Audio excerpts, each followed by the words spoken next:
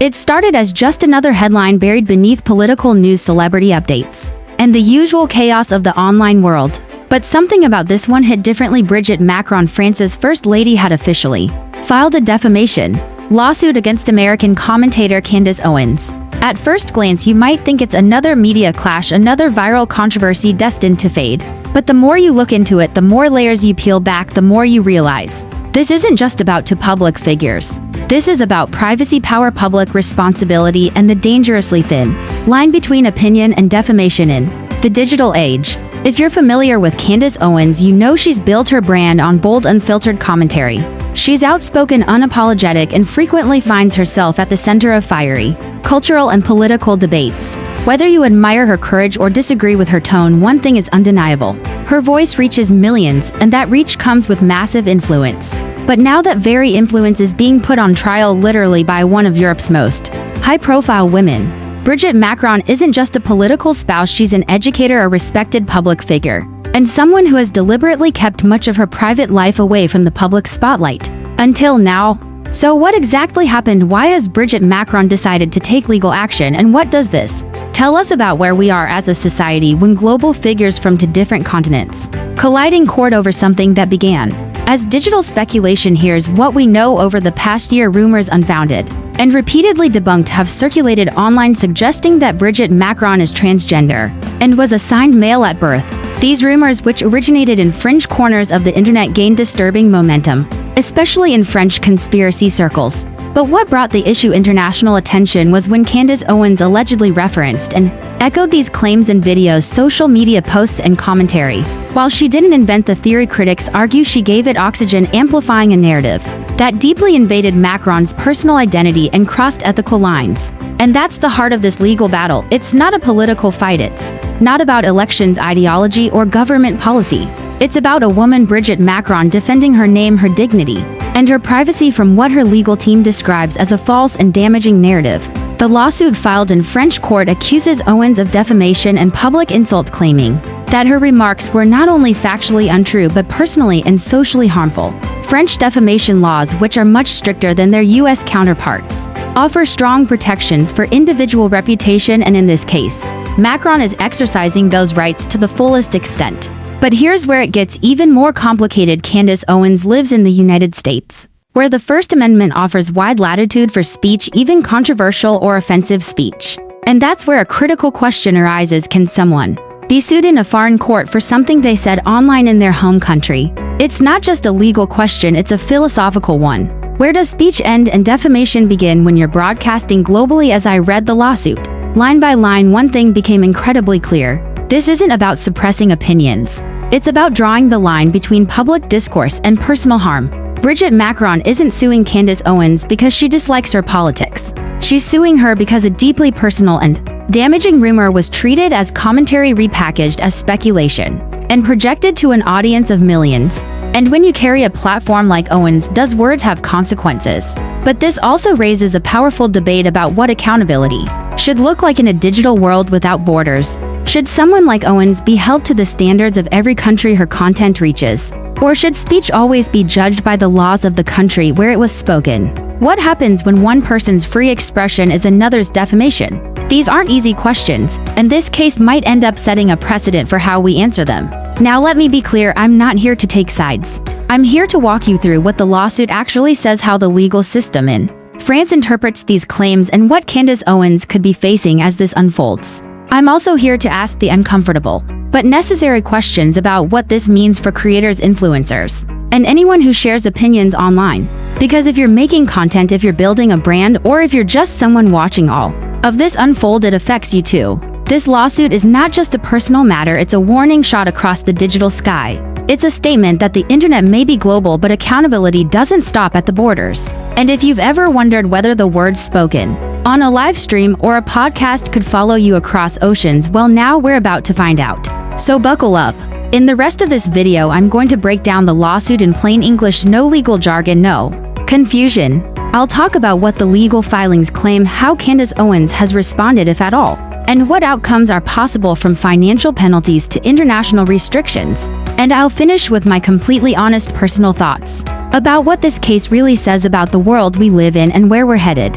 if we don't start drawing clearer lines between expression and exploitation. Because in the end, this isn't just about one lawsuit. It's about the fight for truth in a world drowning in rumors. It's about protecting dignity in a time where content is currency. And most importantly, it's about holding people accountable. When influence is used irresponsibly, to understand the gravity of this legal battle, we need to rewind to how it started. Several months ago, Candace Owens allegedly made comments in a video and on social media questioning the biological gender of Brigitte Macron. This stemmed from a long-circulated conspiracy theory that claims Brigitte was assigned male at birth, a theory that French media and fact-checkers have repeatedly debunked. Still, these rumors found their way into international conversation, fueled in part by social media speculation and online misinformation. Now the Macron family, especially Brigitte, has remained largely private about personal attacks. But this time the line was clearly crossed.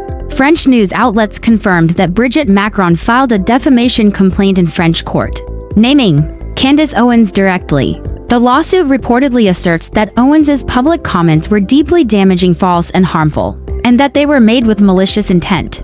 Under French defamation law, individuals have broad protections for personal reputation and dignity, unlike the US, where the bar for defamation is set extremely high, especially for public figures. France offers more legal recourse for individuals who are the targets of damaging speech. This means that Brigitte's case may carry real weight. Under French jurisdiction, Candace Owens, for her part, has not publicly apologized or retracted the comments. In fact, she doubled down in a recent podcast, stating that freedom of speech means saying what others don't want to hear.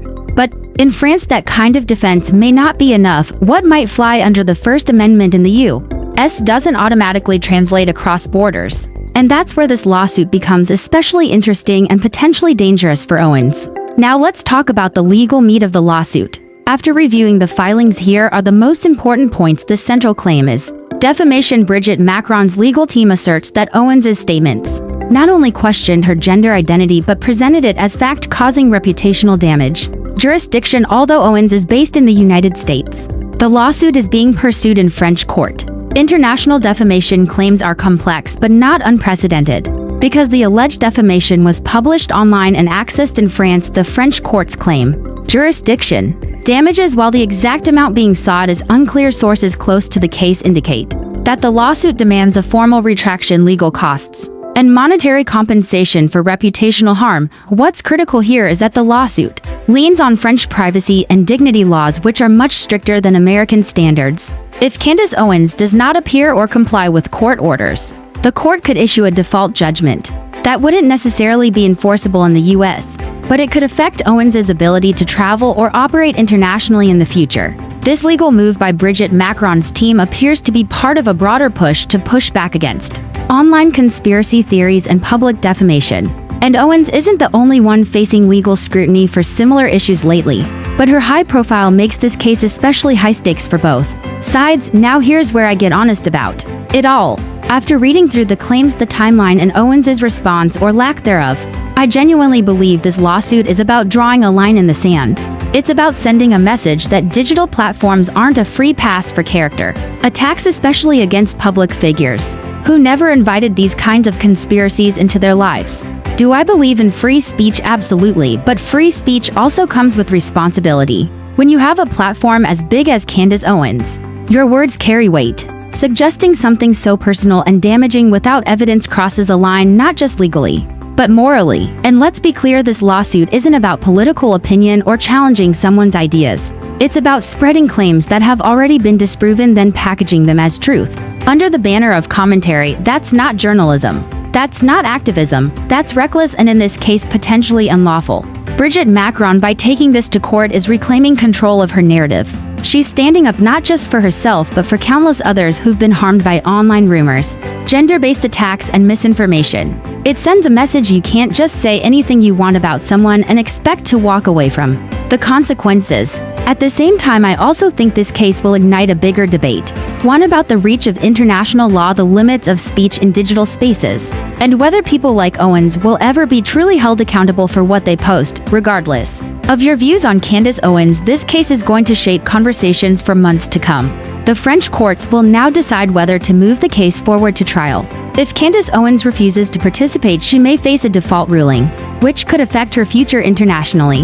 If she responds legally, we might see a full-blown legal battle, one that could test the boundaries of online speech across borders. There's also the PR aspect. Owens has built a career around being unfiltered, but there's a difference between being controversial and being defamatory. If this lawsuit gains more attention, brands, partners, and even platforms may start to ask hard questions about how far is too far. For Brigitte Macron, the case isn't just legal, it's personal. It's about protecting her dignity and refusing to be the target of a rumor that undermines her identity. And in an age where misinformation spreads like wildfire, this could be a landmark case in setting digital boundaries. Here's my final take: whether you support Candace Owens or strongly disagree with her, this case highlights one undeniable truth. We are living in a time where your words online can echo louder than ever before. And when they cross into falsehood or personal attacks, especially against private citizens or political spouses, the law may not stay silent. We'll keep following the updates, of course.